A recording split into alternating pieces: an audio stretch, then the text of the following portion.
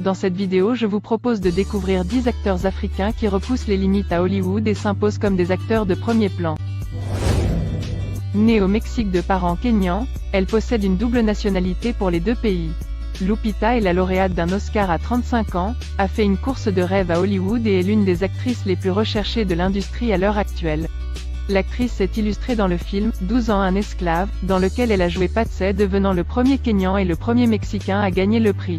Depuis, elle a joué dans des films à succès tels que Black Panther de Marvel, The Jungle Book et Star Wars, The Force Awakens.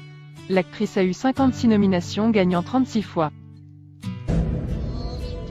Peter Mensah est connu pour ses rôles importants dans les grands films tels que Avatar, 300, Hidalgo, L'Arme du Soleil, The Incredible Hulk, et de nombreuses séries télévisées. Son rôle dans la populaire série télévisée Spartacus a peut-être fait grimper sa popularité et il a commencé à obtenir des rôles dans de grandes productions telles que Burn Notice et Transformers Prime. Peter Mensah est originaire d'Accra, au Ghana, où il est né et a vécu avec son père qui était un ingénieur et une mère écrivain. Ils ont déménagé en Angleterre quand il avait 11 ans. Mensah vit au Canada. Thomas est d'origine érythréenne et américaine. Elle a passé la plus grande partie de sa jeunesse en Allemagne, où elle a développé une passion pour les arts et en particulier les arts du spectacle. Après avoir terminé ses études, l'actrice s'est lancée dans le théâtre et a réussi à se tailler une niche pour elle-même. L'un de ses rôles les plus remarquables a été dans la série télévisée à succès, Entourage, en tant que Viveca. En plus d'être actrice, Ella a également fait la couverture de plusieurs magazines dont Elle, American Vogue et Glamour, où elle avait ses propres pages. Elle a également fait de la publicité imprimée pour de grandes marques telles que Tiffany & Co, Gap, et Levi's ainsi que de la publicité automobile. En parlant d'acteurs exotiques, Djimon Hounsou gagne avec son accent séduisant et sa perfection de rôle. Il est né au Bénin où son père était cuisinier et a déménagé en France avec son frère quand il avait 13 ans. Il a connu de nombreux problèmes au cours de ses jeunes années en France, Single Ladies, et tant d'autres. Né le 12 août 1957 à Abidjan, Côte d'Ivoire, Isahar de Bankole a tourné son premier film américain en 1991. Avant cela, il s'était rendu populaire en France grâce à des comédies grand public.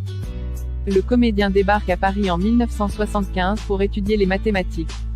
Mais rapidement, l'étudiant attrape le virus du théâtre et entre au cours Simon. Après quelques petits rôles, il accède à la notoriété en 1980 grâce à son rôle de Lemmy dans Black Micmac. Sa performance dans le film lui vaut le César du meilleur espoir masculin. En 1988, la réalisatrice Claire Denis lui confie un rôle dans Chocolat, qui marque le début d'une longue collaboration. Grâce à elle, Isaac de Bankole rencontre le célèbre réalisateur américain Jim Jarmusch.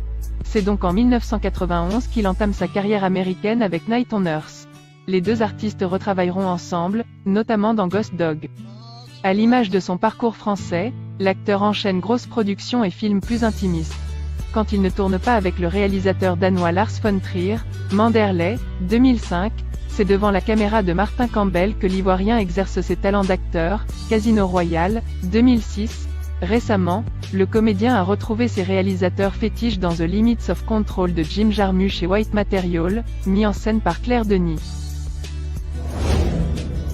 Si la mère de Mégaline est allemande, anglaise et irlandaise, son père, nigérian, a peut-être les meilleurs gènes des 4 nationalités. Bien sûr, ça ressemble à ça. Dans son adolescence, un agent remarque tout de suite son talent en regardant une pièce de théâtre au camp d'art d'été. Probablement, son rôle le plus célèbre était dans 4400. Mais tout aussi mémorable étaient ses apparitions dans House of Lear, 24, et Vixen. Fils d'un ouvrier sénégalais et d'une femme de ménage mauritanienne, Omar est de toutes les aventures de l'humour, Radio Nova à partir de 1996, où il rencontre son acolyte Fred, puis sur Canal avec Jamel. En 2005, il adapte, donc, le fameux service après-vente des émissions pour le grand journal de Canal+, qu'il arrête en 2012 pour partir vivre à Los Angeles et tenter une carrière à Hollywood. Une carrière prometteuse, possible, l'air de rien, Omar a roulé sa bosse. On peut l'apercevoir dans de grands films comme La Tour Montparnasse Infernale, Le Boulet, La Beuse. En 2011, il tient aux côtés de François Cluzet la vedette du film Intouchable, qui avec 19,44 millions de spectateurs, est au premier rang du box-office français en 2011 et le troisième plus gros succès du cinéma français. En 2012, il reçoit le César du meilleur acteur pour sa prestation dans Intouchables. Ce succès lui ouvre notamment les portes d'Hollywood et il tourne dès lors dans plusieurs blockbusters du cinéma américain, X-Men, Jurassic World et Inferno. En 2021, il est la vedette de la série Lupin diffusée sur Netflix. L'actrice est née en Afrique du Sud et voulait faire des études en médecine. Une audition au Canada va changer sa vie. Elle se retrouve embarquée dans une carrière d'actrice avant de finir par s'y consacrer entièrement. Elle a joué dans de nombreux films prestigieux, dont Romeo Must Die, Battleship Galactica et Da Vinci's Inquest.